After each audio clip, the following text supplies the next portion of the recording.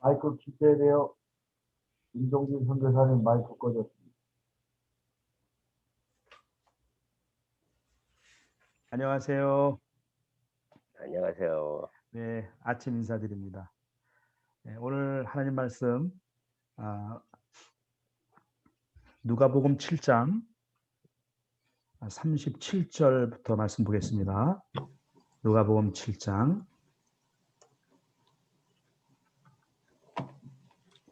37절부터 말씀입니다.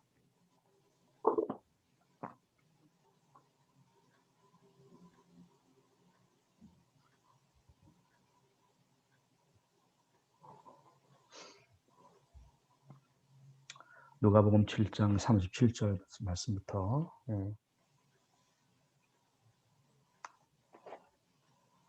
47절까지 말씀을 제가 읽어드리겠습니다.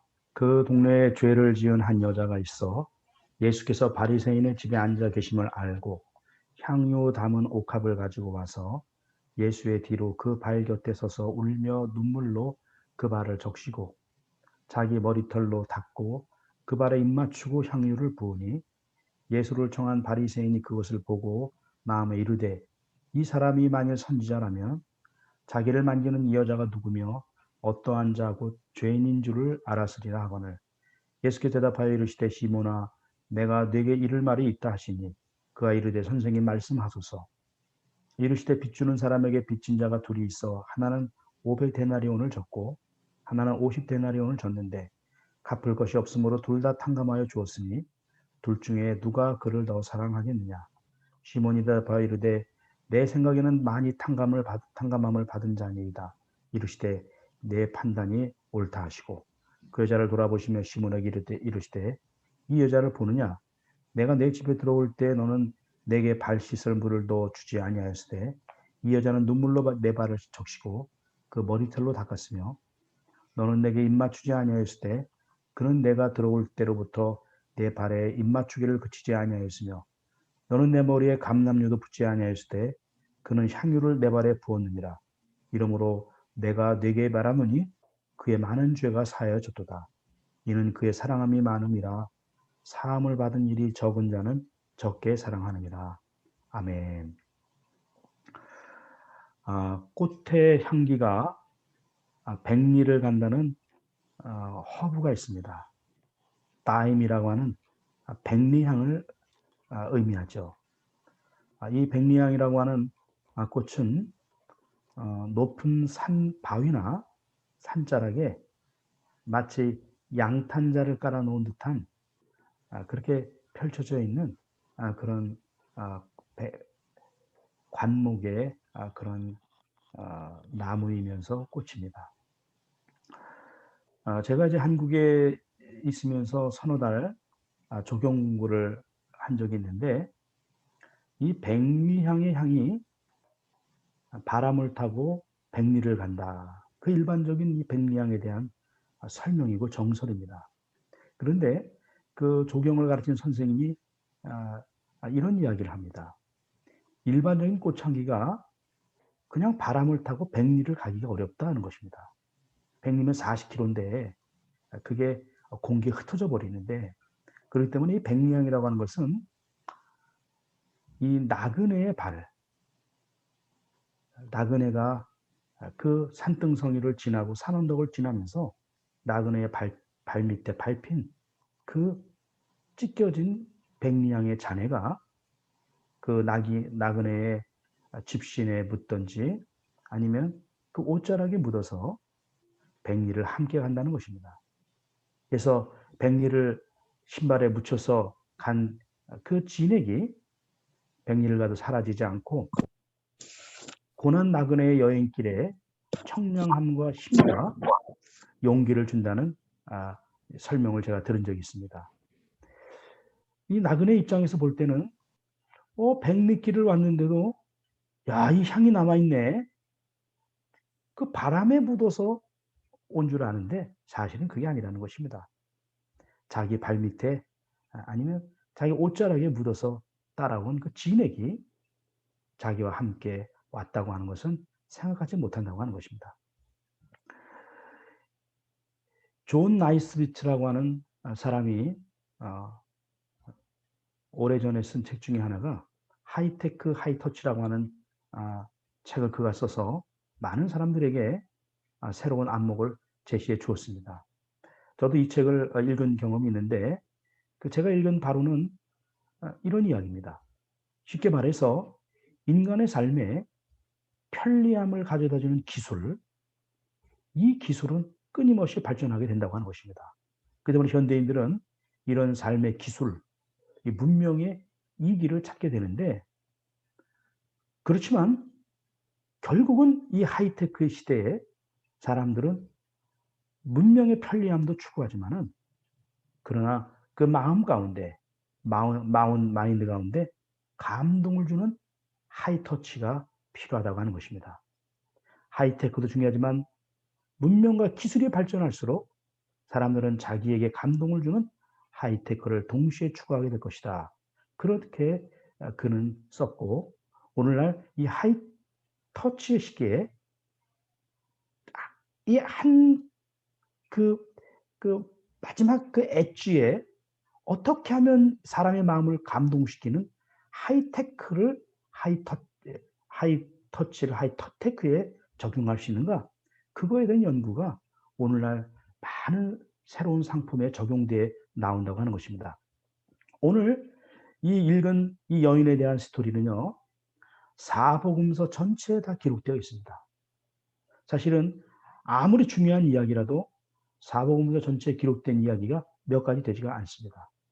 그만큼 이 초대교회에, 그리고 또 이 성경이 정경화되는 작업 가운데 이 여인의 이야기에 많은 사람들이 감동을 받고 영향을 받았다는 것을 보여주고 있는 것입니다. 이 사복음서 전체를 살펴보게 되면 우선 이 여인이 나타난 집, 초대받지 않은 그 불청객으로서 나타났던 집은 바리새인의 집인 것입니다. 바리새인이 예수님을 초청한 자리라는 것을 오늘 알 수가 있죠. 오늘 여기 말씀 보면 1절에도 보면 그 동네에 죄를 지은 한 여자가 있어 예수께서 바리새인의 집에 앉아 계심을 알고 향유 담은 옥합을 가지고 왔다, 그렇게 말하고 있습니다. 분명히 바리새인의 집이라고 이야기를 하고 있죠. 그리고 이 바리새인의 이름에 대해서 오늘 누가복음에 보면 시몬이라고 하는 것을 알 수가 있습니다. 예수님께서 이 사람을 주인을 부를 때 시몬아라고 이렇게 40절에 부르는 것을 알 수가 있죠. 그런데 또 하나의 사실을 우리가 알 수 있는 것은 마가복음의 기록에 보면 이 시몬이라고 하는 이 바리새인, 이 한때는 나병 환자였다고 하는 것이 마가복음에는 기록되어 있습니다. 마가복음 14장 3절에 보면 예수께서 베다니 나병 환자 시몬의 집에서 식사하실 때 한 여자가 매우 값진 향이었고 순전한 나도 한 옥합을 가지고 와서 그 옥합을 깨뜨려 예수의 머리에 부었다 말하고 있습니다. 분명하게 나오죠. 베다니에 살고 있는 나병 환자 시몬의 집에서. 베다니라는 것도 같고 이름이 시몬이라는 것도 같고, 그리고 한 여자가 나타나서 값비싼 그 옥합을 예수님의 머리에 부은 것도 맞는 거 보면 이 시몬이라고 하는 이 바리새인이 한때는 나병 환자였다는 것을 알 수가 있고, 지금 이렇게 자기 집에 와서 예수님의 일행을 초청하고 잔치를 하는 거 보면 그가 깨끗함을 받았다고 하는 것이죠. 그러면 어떻게 그가 깨끗함을 받게 되었을까요? 그 우리가 분명히 알 수 있지 않겠습니까? 분명한 것은 그가 치유받은 것은 예수님과 관련이 있다고 하는 것입니다. 성경에 보면 많은 나병 환자들이 예수님에게 치유받은 기록들이 나와 있습니다. 그 중에 한 사람, 그 사람이 바로 바리새인이었던 사람, 출신 성분이 좋은 사람이죠. 그리고 예루살렘에서 오리가 떨어지지 않은 베다니에 살고 있다고 하는 것은 그 가정이 또 부유했다는 것을 알 수가 있고, 그가 고침받고 나서 다시 생명을 찾고 나서 감격과 감사가 충만해서 예수님과 그 제자들을 무리를 자기 집에 초청해서 잔치를 벌이고 있는 것입니다. 그런데 오늘 이 성경을 보면 이 참 놀라운 사실 아닙니까? 사회적인 삶을 제공했고 육신의 삶을 제공했고 완전히 새로운 삶을 그 받은 그 자리에서 그의 이야기가 그렇게 긍정적이지만은 않게 전개가 되고 있습니다. 오늘 누가복음 7장 39절에 보면 이런 말씀이 나옵니다. 예수를 청한 바리새인이 그것을 보고 마음에 이르되 이 사람이 만일 선지자라면 자기를 만지는 이 여자가 누구며 어떠한 자고 죄인인 줄을 알았으리라 하거늘 그렇게 말하고 있는 것입니다. 여러분 놀랍지 않습니까? 나병에서 고침받았어요. 불치병에서 그가 치유를 받았습니다. 사형 선고를 받아서 실제로 장례식을 치르고 떠나는 길이 나병 환자의 길입니다. 그 사회에서 가정에서 완전히 잊혀진 사람으로 그는 자기 집을 떠났던 사람인데 예수님 만나고 그가 생명을 얻었고 가정을 얻었고 사회적인 자기 포지션을 다시 얻었는데 엄청나게 은혜를 받은 것이죠. 근데 이 나병 환자의 시각을 우리는 다시 보고 있는 것이죠. 저가 선지자라면 자기를 만지는 여자가 누구며 어떠한 자고 죄인인 줄을 알았으리라 하거늘. 여러분 은혜를 제대로 못 받은 사람의 특징이 무엇인지 아십니까? 은혜를 받다가 중단한 사람. 우리가 전을 붙이다 보면요. 전을 자꾸 뒤집죠. 뒤집는 이유가 뭡니까? 뒤에도 익어야 되잖아요. 한쪽만 익거나 한쪽만 타가지고 그걸 갖다 내놓으면 그걸 누가 먹습니까? 우리가 이 크리스천인들이라고 하고 또 이 교회 쪽에서는 우리가 다 지도자로 인정을 받는 사람들이죠. 우리가 말을 통해서 글을 통해서 우리의 삶을 통해서 은혜 받는 사람들이고 어디를 가든지 우리는 선생이라는 대접을 받습니다. 선생님. 그리고 우리는 우리 밑에 많은 제자들이 있습니다. 누군가 우리를 바라보고 배우려고 하는 거죠. 근데 오늘 이 은혜를 제대로 못 받은 사람의 특징. 반은 익었는데 반은 안 익어서 여전히 그 밀가루 물이 나오고 그다음에 그 뭐 야채든지 그 안에 있는 고기든지 제대로 익지 않아서 먹어야 되는지 버려야 되는지 알지 못하는 사람인데 때로는 것이 나의 모습일 수 있다고 하는 것입니다. 은혜를 제대로 못 받은 사람, 받다가 중단된 사람, 특징이 뭐냐? 자꾸 전생에 대해서 궁금해한다는 것입니다. 여러분 이 전생이 무슨 의미인지 아십니까? 우리가 태어나기 전에 생을 전생이라고 하는데 제가 말씀드린 전생은 은혜 받기 전에 사람들의 삶에 대해서 관심을 갖는다고 하는 것입니다. 어디 출신이냐? 어느 학교 나왔냐? 어느 신학교 출신이냐?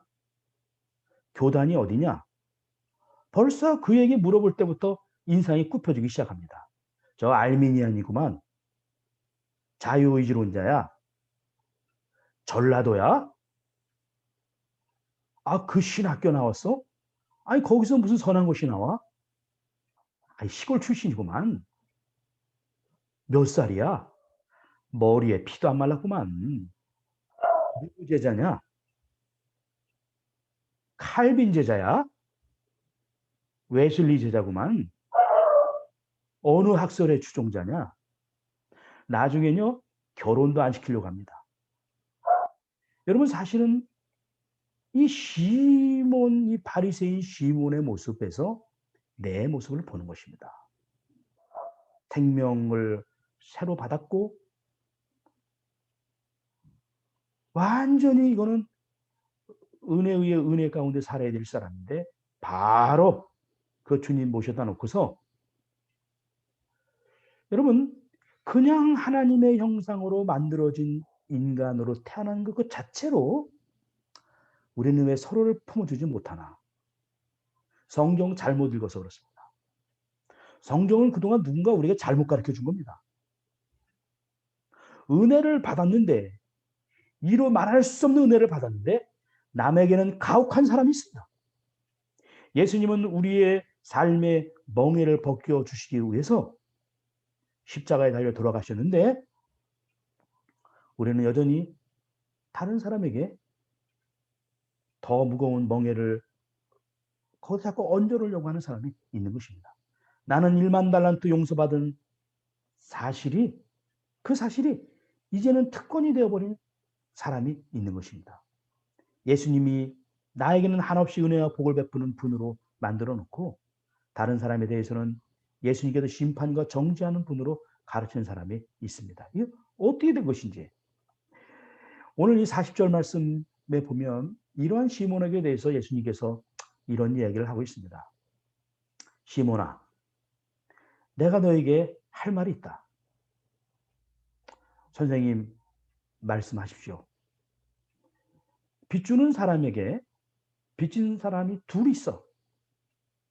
한 사람은 500데나리온을 줬고 하나는 50데나리온을 줬다.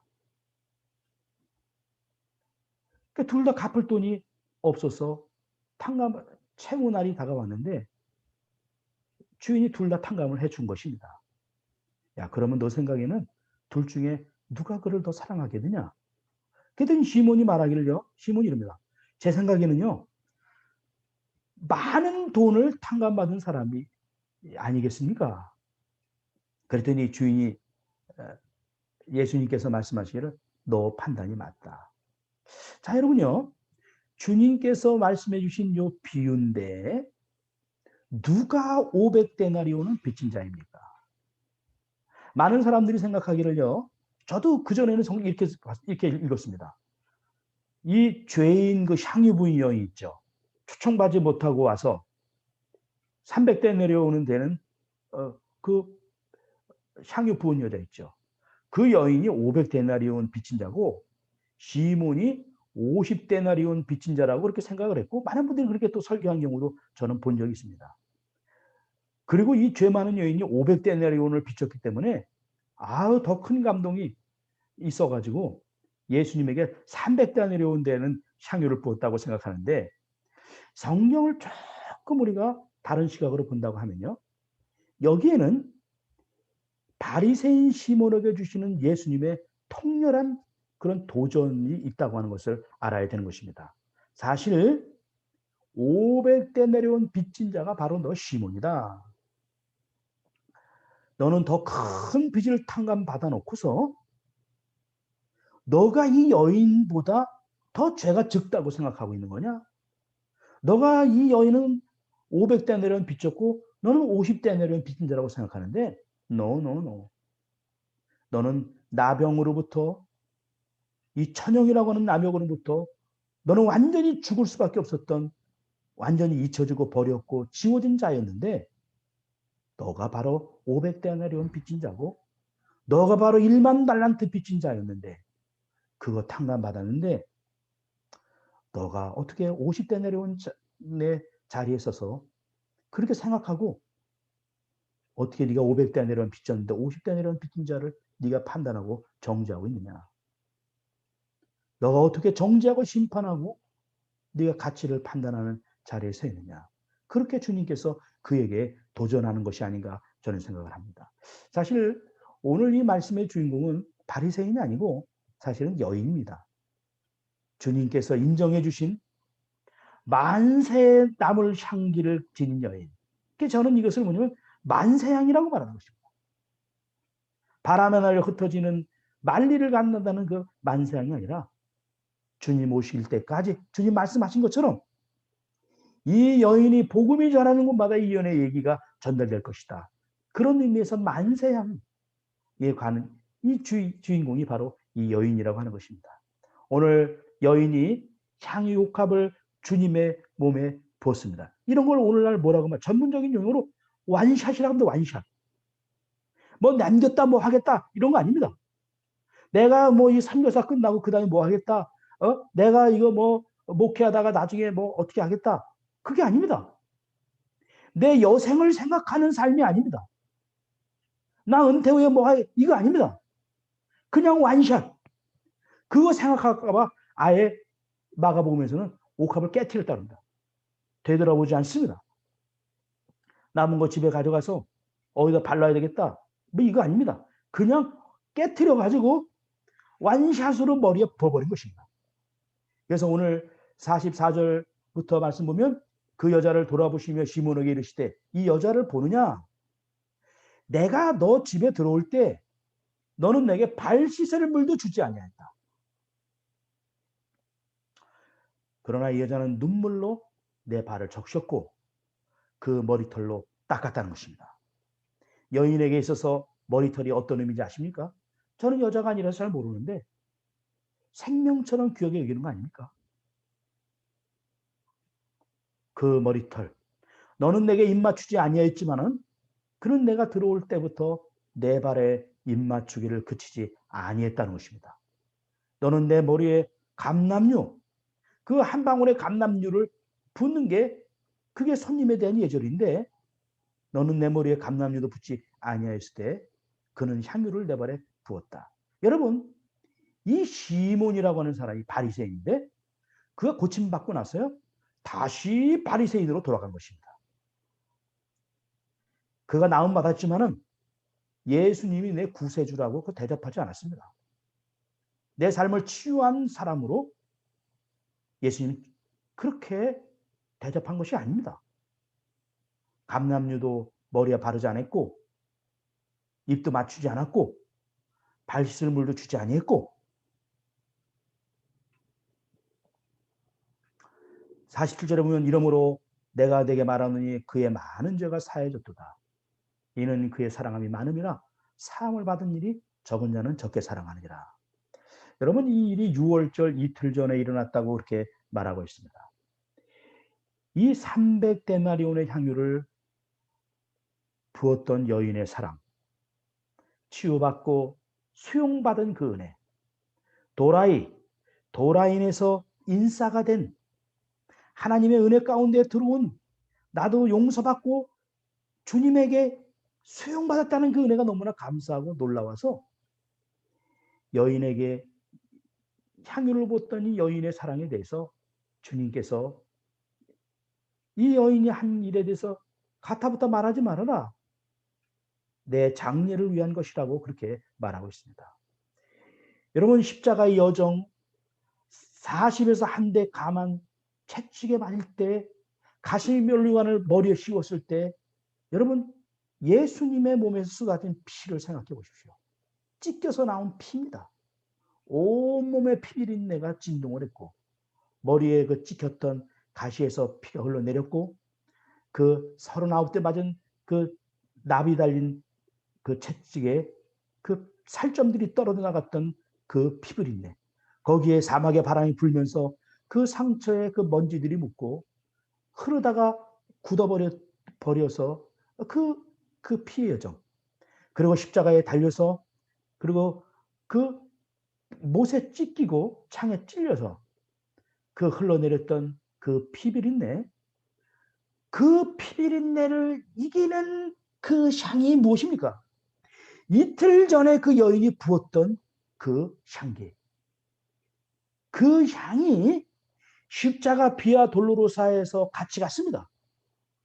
그리고 그날 오후에 해지기 전에 그가 장례되었던 그 빈 무덤에 장사되었던 그 예수님의 무덤 돌로 다 막았던 그 3일 동안의 그 가운데 그리고 주님께서 눈 뜨셨던 부활의 그 아침에 이 여인이 부은 향이 함께 했을 거라고 여러분 생각하지 않습니까? 왜냐하면 비싼 향이 길면 한 달까지 간대요.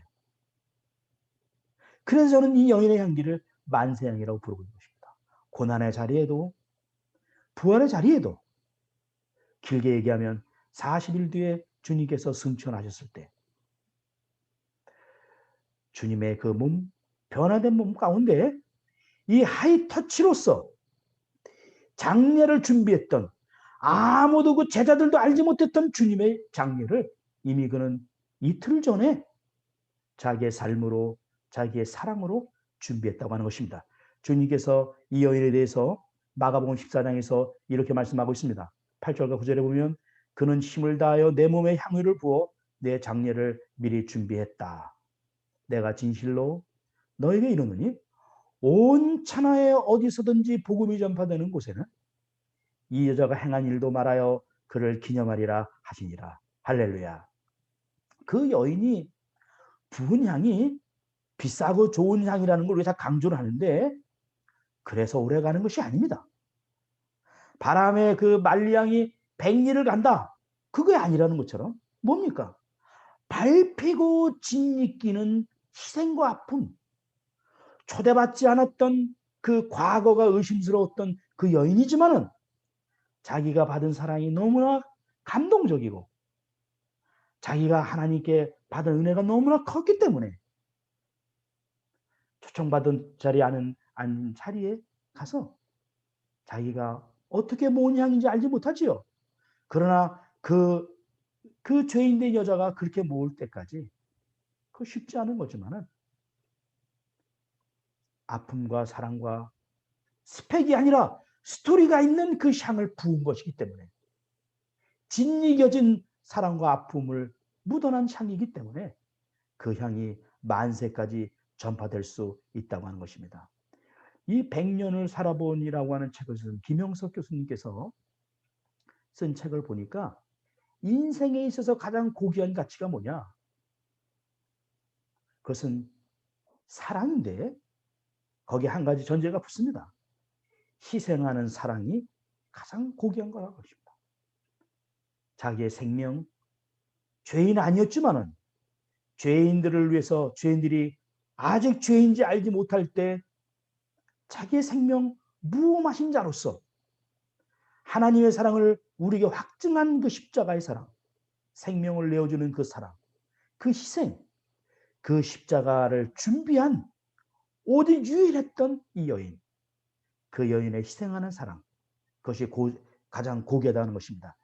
오늘 윤 소장님께서 저한테 오늘 아침에 라떼를 리더십이라고 썼습니다.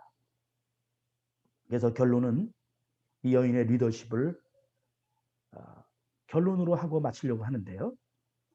비행에는 3가지 종류의 비행이 있습니다. 이게 리더십에서 적용해야 볼 수 있는 그런 3가지 비행인데요. 첫째는 시계 비행입니다. 눈으로 보고서 운전하는 것입니다. 산이 있고요. 논이 있고요. 저 누구네 철수네 집 있네. 고속도로 우편에 야 저기 호남선 가는구나. 기차 가네. 그 시계 비행입니다. 강줄기를 보는 것입니다. 그 눈으로 보고 비행인데요. 요 리더십에 적용이 있습니다. 그런데 요 단계가 넘어가면 계기 비행이 있습니다. 계기 비행. 그것은 더 이상 내 눈으로만 가지고 비행할 수 없는 단계가 가는 것입니다. 내 생각과 내 판단과 내 지혜를 가지고 비행하다가는 큰 사고가 납니다. 그래서 항법 비행이라고도 하고 계기 비행, 수치를 보는 것입니다. 고도를 시계 비행은 내가 봐서 이거 한 500m 되겠다. 근데 그거 가지고 안 되는 색이 옵니다. 구름 위로 올라갑니다. 10km, 11km, 10,000m 이렇게 올라가면 구름이 아래 있죠. 그때는 시계 비행할 수가 없습니다. 그래서 예전에는요, 이 전투기 비행사들이 사고 나는 경우가 많습니다. 구름 위로 올라가면 위인지 아래인지 알지 못해요. 그러니까 산이 나타나는데 산이 나타나면 위로 올라가야 되잖아요. 근데 이 계기판을 올라간다고 땡긴 게 그냥 산에 가서 부딪힙니다. 왜냐하면 거꾸로 서 있기 때문에 그렇습니다. 그럴 때 필요한 게 뭐냐? 그럴 때 계기판을 봐야 되는 것입니다.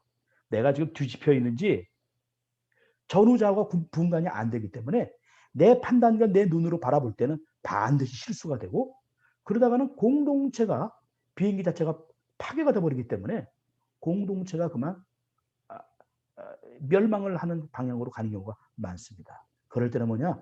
반드시 계기판을 봐야 되는 것입니다. 고도를 봐야 되고 내가 좀 거꾸로 가고 있는지 왼쪽으로 가는지 그걸 보고 결정하는 시기가 옵니다. 그 다음 단계로 가면 뭐냐? 그래서 우주비행의 단계로 가는 것입니다. 지구를 떠나는 것입니다. 더 이상 GPS가 통하지 않아요. 그때 뭐냐? 별의 좌표를 보는 것입니다. 맨 처음부터 이 항법을 만들 때 그때 별의 좌표를 보는 것이죠. 화성을 향해서 가면서 거기에는 우주 만환경이 하나가 필요한 것이 아닙니다. 엄청난 과학기술이 필요하게 되는 것입니다. 여러분 오늘 이 여인이요. 사실 어떤 이론이나 강의나 책이나 여인이 말 한마디가 없어요.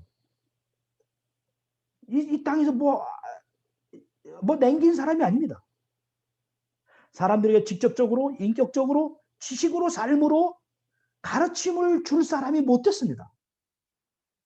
그런데 오늘날 왜 이 여인이 다니엘서의 말씀처럼 하늘의 별처럼 떠 있고 많은 사람을 옳은 길로 인도하고 있는 것입니까?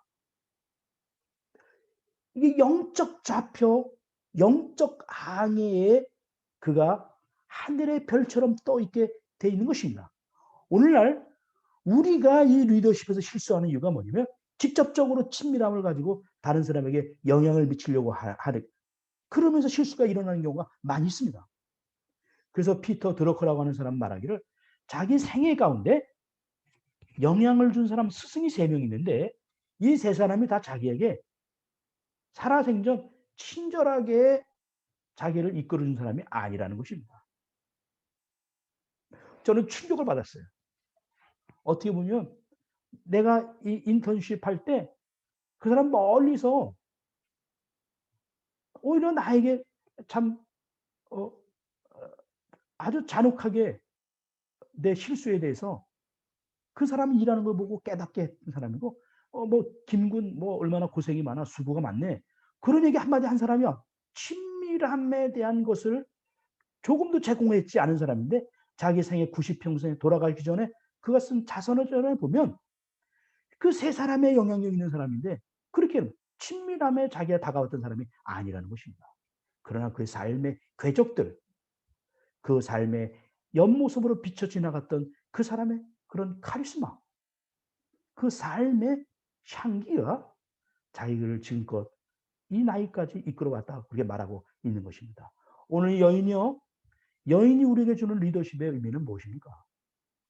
그는 하늘의 별처럼 떠 있는 것입니다. 왜냐? 희생하는 사랑, 헌신, 자기의 삶을 한 번의 원샷으로 뒤를 돌아보지 않고 드렸던 그 삶. 그 삶이 오늘 오고 오는 수많은 리더들에게 영향을 주었고 지금도 줄 수 있다고 하는 것입니다. 결론의 말씀을 드립니다. 나는 향기 나는 사람일까? 아니면 악취를 풍기는 사람일까? 반드시 내가 떠난 자리에 향기가 남든지 악취가 남게 될 것입니다. 제가 시를 하나 썼습니다. 이게 제가 한 20년 전에 쓴 책인 시인데 화장실에서 쓴 시입니다.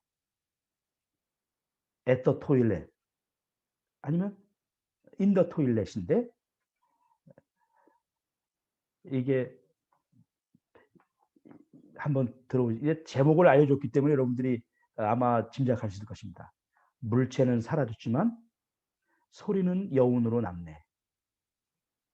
나는 떠나고 남은 자리 나의 향취가 남네. 뭔 뜻인지 알겠죠? 내가 대변을 보고 물을 내리면 물체는 내 눈에 사라지잖아요. 그렇지만 소리가 좀 남습니다. 왁 하고. 그리고 다 없어요. 소리도 없어졌고 물체도 사라졌지만 내가 떠났지만 아무것도 안 남는 게 아니라 거기에 또 냄새가 남게 되는 것이죠. 내가 떠난 자리에 향기가 남을 건지 아니면 악취가 날 건지 그것은 오늘 하루하루 내가 살아가는 삶, 태도와 행동이 결정이 될 것입니다. 함께 기도하는 시간을 갖도록 하겠습니다. 하나님 아버지 감사합니다. 오늘 이 아침에도 하나님 한 여인의 삶을 돌아보게 됩니다. 주님, 향기가 남는 그런 삶, 내 안에 그리스도의 향기가 남는 자가 되게 하옵소서. 우리 구주 예수 그리스도 이름으로 기도드렸습니다. 아멘.